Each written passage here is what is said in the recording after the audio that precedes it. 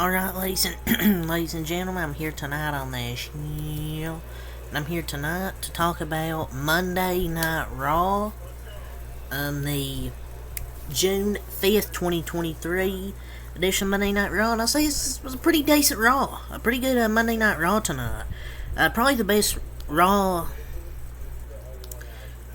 since, I don't remember, because most of these Monday Night Raws have either been mid or trash. But I actually thought tonight was actually pretty good. I'm not gonna lie.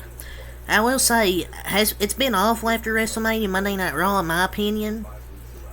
But this has honestly been the best Raw since WrestleMania 39 weekend. So I thought there was some really great wrestling on tonight's show. And you also had a world title match. World title in Raw being defended for the first time in 2 years. And it's a best overall quality episode, I've thought, in a while. And also things only can and very likely will get better over time as the new stars build a name for themselves. But Gunther and KO is a TV match of the year for me so far. Probably match of the year. Those two always put on great matches, and I'm glad we got that match tonight, those two in the ring. It's probably the best Raw this year, maybe.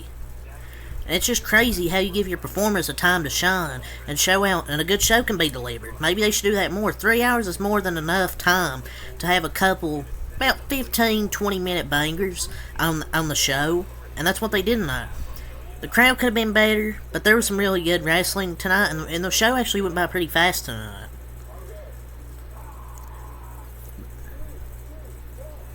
But Priest, even once again, even in a loss, he really wins for the future. A pretty good main event. I wonder who was booking for that. Probably Triple H. I know Vince McMahon was reportedly there backstage, but this had to have been a Triple H book show because there was a lot of good wrestling tonight. Even the typically bad women's division tag matches, they were pretty good tag match tonight. And the show was actually good because Vince didn't change the script. Luckily. But yes. Let's get right into it. So you start off with Seth Rollins. Get my notebook out. The notes here. So Seth Rollins come out to the show to open off. First few minutes is the crowd singing his theme song. For the first few minutes, and then he talked about how Priest answered his open challenge he issued Friday. Damian Priest accepted that challenge, and I had a feeling after that first promo segment with like Seth Rollins' first night as a champion, or the show after Night of Champions, there was going to be something after that where he had a segment with AJ Styles and the Judgment Day. Like, it's going to be something with the Judgment Day, and It was Damian Priest answer the challenge, and then they come out and interrupt Seth Rollins, and Seth Rollins wanted a one-on-one match. And Finn Balor's gonna say, "Oh, you don't run stuff around here," and Damian Priest, that's alright. He accepted it as a one-on-one match later in the night for the championship. Notice the look on Finn Balor right there. I don't know about everyone else, but I love that segment. I think it would be a good time to do. You have like J.D. McDonough, because I think he would fit the Judgment Day. I love that segment. And with the looks that Finn Balor gave Priest, he looked a little agitated that Priest accepted just a one-on-one match. When he mentioned he didn't need Judgment Day at ringside, there's always a possibility, and no Judgment Day by ringside for Priest and Rollins, and I thought we might have seen J.D. McDonough join Judgment Day tonight, but just not yet. I think it'll happen, though, eventually. By the looks of Finn, JD's about to replace Damian, 100%. I can see the Judgment Day costing Priest, and maybe him turning babyface soon.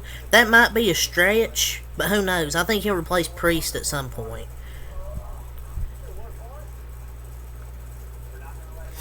But yeah, well, we had that. Then we had had our first Money in the Bank qualifying match, Becky Lynch versus Sonya Deville. Pretty good amount of time for him, and they had a good, solid match, I guess. Becky Lynch wins, advances to the Money in the Bank qualifier. Obviously, Becky Lynch was going to win. She wasn't going to lose. Trish Stratus and Zoe Stark were out there watching. I thought they were going to get involved, but they didn't. So Becky Lynch wins, advances Money in the Bank with Zelina Vega, and still a few others that will have to qualify for it. We had another qualifying match later in the night. We had a video package about the Bloodline imploding from Friday. If you haven't watched Friday's review for SmackDown, know what I'm talking about. Go watch it. We had a backstage interview with Sami and Kevin Owens. Basically, talking about how the Bloodlines, it's not their problem anymore. They're done with the Bloodline. But then Imperium interrupts, and Kevin Owens pretty much saying they have no respect, interrupting. And then he goes out to the ring, challenges Gunther, goes out to the ring, and we get Kevin Owens versus Gunther in a banger match. Probably match of the year. And Gunther, it's just important grows with every near fall. With every match he has. He's easily the best thing they have when Roman's not on. When Roman's on TV, the Bloodline. And his reign is monumental. And Gunther versus Kevin Owens is good enough to main event on any level, on any show.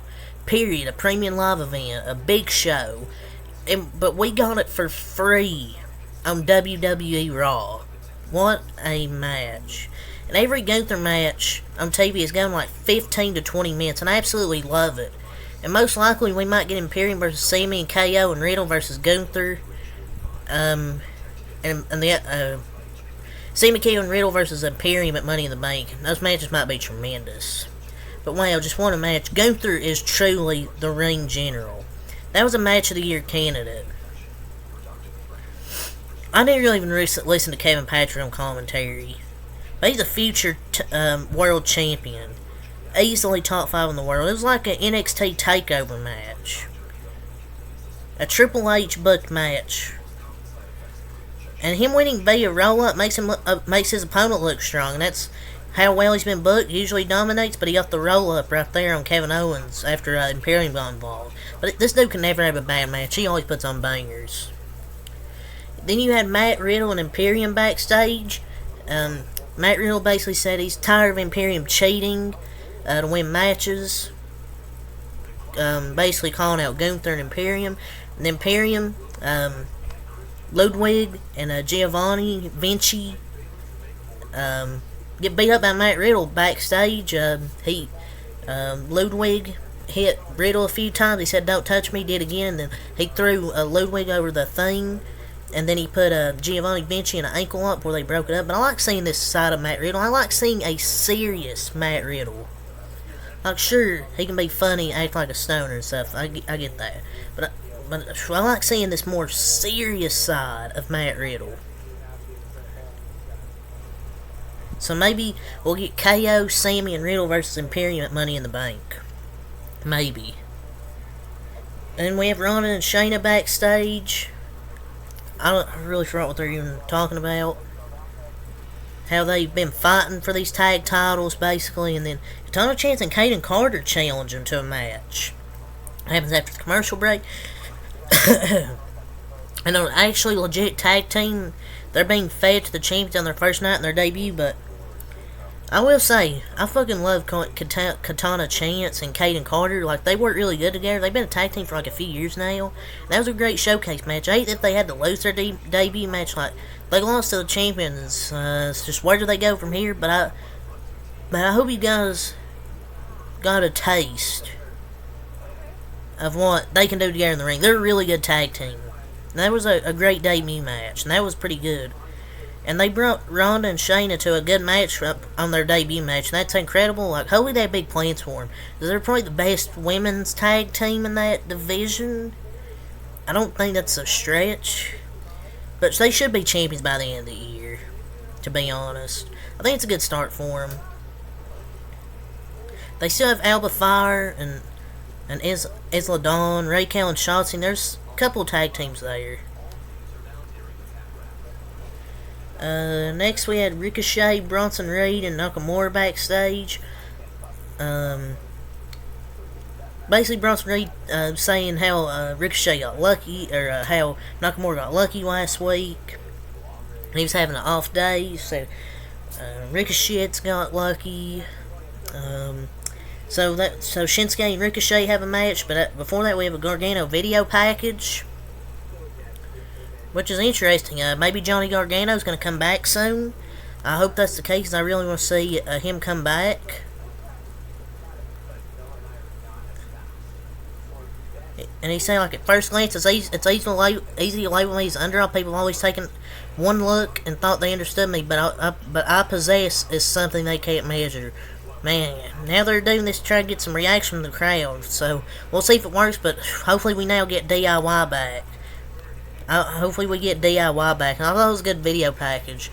These video packages lately have been great. Like, they produce some really good video packages, and hopefully this is DIY coming back with Tommaso Ciampa. Then you had Shinsuke versus Ricochet, which was a very good match, two of the best in the business.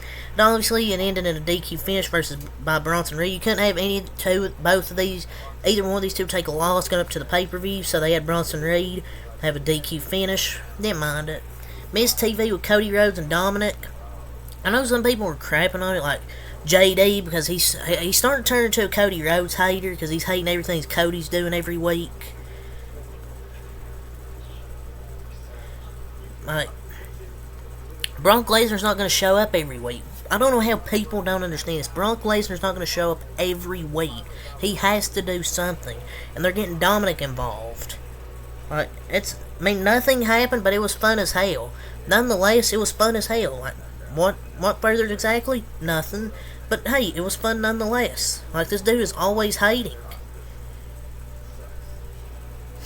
It's a couple of the most over people in Raw just pumping the crowd. I saw JD saying, like, oh, look at there was popping crowd noise. No, I saw a video. It was from the arena. He was getting booed out of the building. That's just the heat he has. And he's one of the top heels in the business. I'm not saying he's better than, say, Roman Reigns or MJF. But, come on, this dude's good.